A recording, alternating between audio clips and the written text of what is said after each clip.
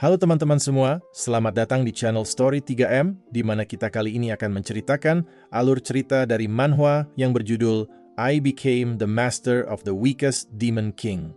Baiklah, tidak perlu berlama lagi, langsung saja kita masuk ke dalam alur ceritanya. Beberapa saat sebelumnya, Chain melaporkan kalau sebenarnya Yang Mulia Shire sedang menuju medan perang, dan Nahen menanyakan kenapa Shire tiba-tiba ke sana. Chain berkata kalau Yang Mulia akan baik-baik saja, tapi Nahen yang tidak percaya berkata dirinya akan melihatnya sendiri. Nahen berpikir apakah dirinya melakukan kesalahan, tapi seharusnya tidak sama sekali. Jadi kenapa Shire malah datang ke medan perang padahal dirinya sudah melarangnya?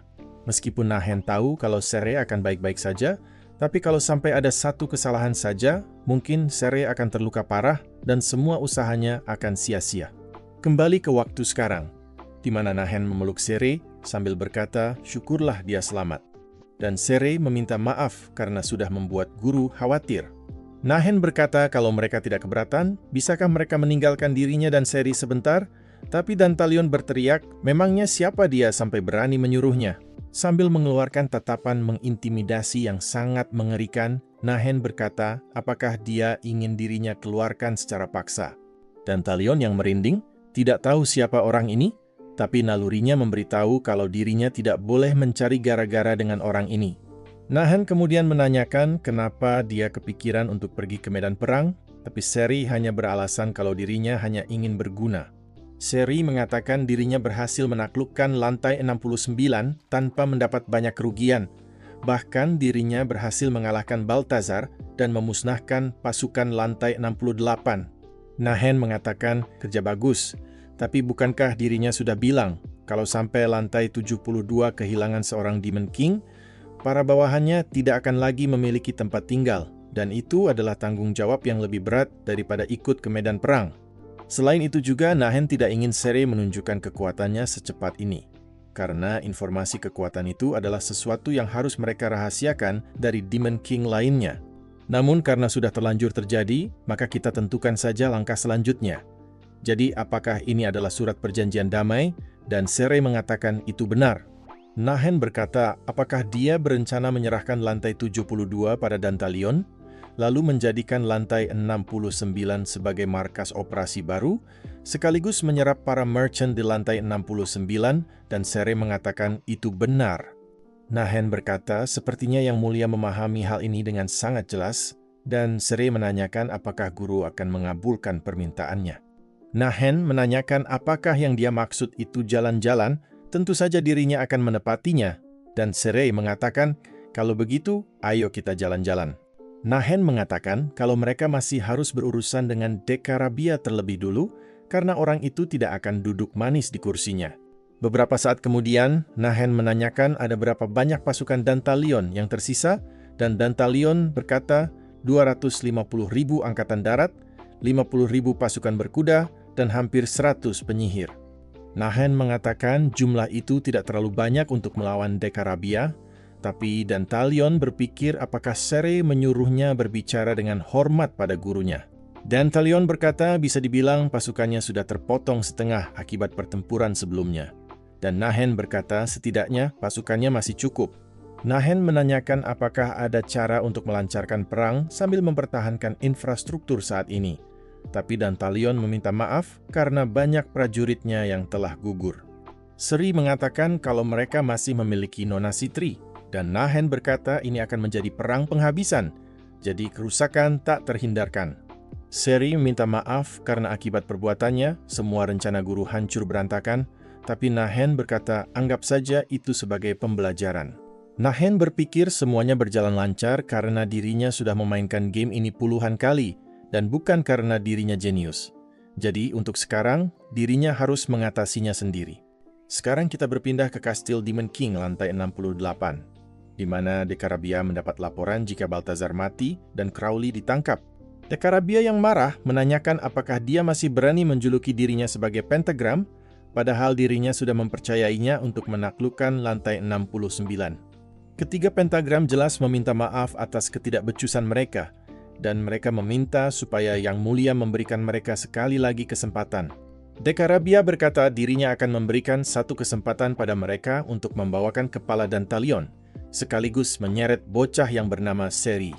Beberapa saat kemudian, ketiga pentagram yang tersisa menanyakan apakah mereka memiliki rencana, tapi tidak ada satupun dari mereka yang memiliki rencana, karena nomor 1 saja sudah dikalahkan.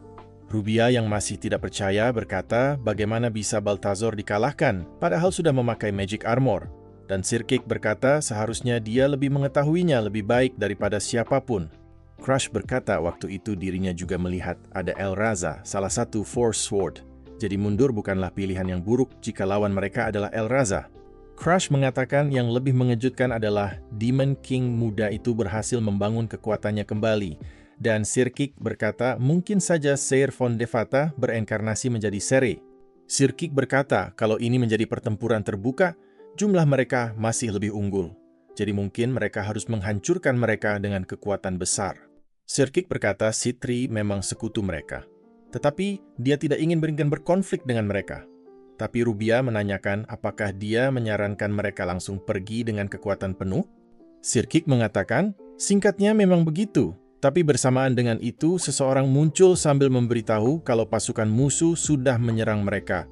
Berpindah ke suatu tempat di lantai 68, di mana Nahen berkata anginnya sangat nyaman dan sejuk, dan Elraza berkata berkat langkah mereka yang cepat, tampaknya tidak ada penyergapan.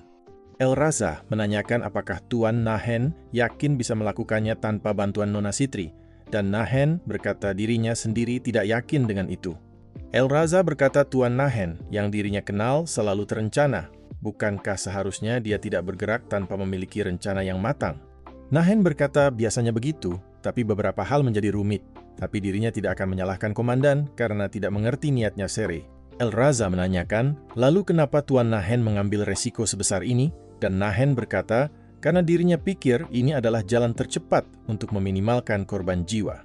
Nahen meminta supaya Komandan Elraza tetap berada di sini bersama para prajurit, karena dirinya akan mengatasi mereka bersama kedua bawahannya. Elraza berkata, apakah Tuan Nahen yakin membawa mereka? Dan Nahen berkata, dirinya tahu kalau dia tidak mempercayai mereka. Itulah kenapa hari ini dirinya akan mengujinya. Nahen mengatakan kalau begitu dirinya akan melihat seberapa banyak perkembangan mereka untuk membuktikan kelayakan, dan Eri beserta Dane berkata mereka tidak akan mengecewakannya. Dalam pikirannya, Nahen sebenarnya tidak yakin apakah dirinya bisa melakukan ini atau tidak.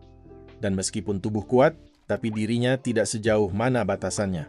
Kecemasan, ketidakpastian akan hasilnya, inilah yang terus membuatnya berjuang, karena dirinya tahu kalau dirinya tidak akan memiliki kesempatan kedua. Dane berkata dirinya merasakan keberadaan pasukan musuh di depan, dan Nahen berkata sepertinya mereka sudah menyiapkan sambutan yang cukup meriah.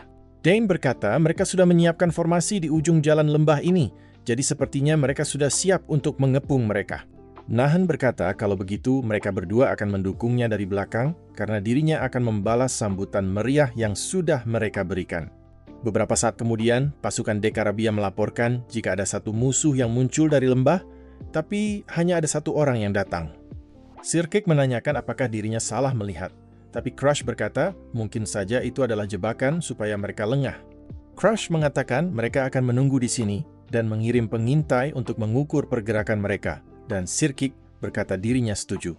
Rubia mengatakan sepertinya mereka kabur, tapi Crush berkata kemungkinan besar mereka sedang bersembunyi di sepanjang punggung bukit, jadi jangan lengah. Rubia berkata dirinya sudah memeriksanya sendiri dan tidak ada jebakan apapun di ujung ataupun bukit lembah. Dan Crush menanyakan apakah dia serius. Crush mengatakan mungkin saja mereka menghindari penggunaan magic, tapi Rubia berkata dia itu cuma penakut. Bukankah dia hanya ingin percaya kalau ini jebakan? Sambil bergegas mendatangi orang gila itu, Rubia berkata dirinya akan membuktikan jika ini bukan jebakan, tapi Crush dan Sirkik mencoba menghentikannya. Crush berteriak apakah dia ingin berakhir seperti Balthazar, tapi Sirkik berkata seharusnya dia akan baik-baik saja, mengingat dia bisa menutupi dirinya dengan magic pertahanan. Rubia berpikir sejujurnya mereka itu hanyalah hama yang tidak berguna sama sekali, dan sampai kapan mereka akan mengirim tim pengintai untuk memantau situasi. Rubia berpikir seharusnya mereka langsung maju menghadapi cecunguk lemah yang tidak memiliki kekuatan apapun, bukan malah ketakutan hanya karena Balthazar dikalahkan. Rubia berkata kalau dirinya akan melaporkan mereka pada Tuan Dekarabia jika mereka hanyalah sekumpulan pengecut dan menunjukkan kemampuan sejati dari Harpi. Namun hanya dengan satu kata, hancurkan, Nahen langsung membunuh Rubia dalam sekali serangan dengan sihir tanah yang menusuk tubuhnya. Rubia yang tidak berhasil menahan serangan tersebut dengan magic pertahanannya, jelas saja berkata apakah dirinya akan mati konyol seperti ini.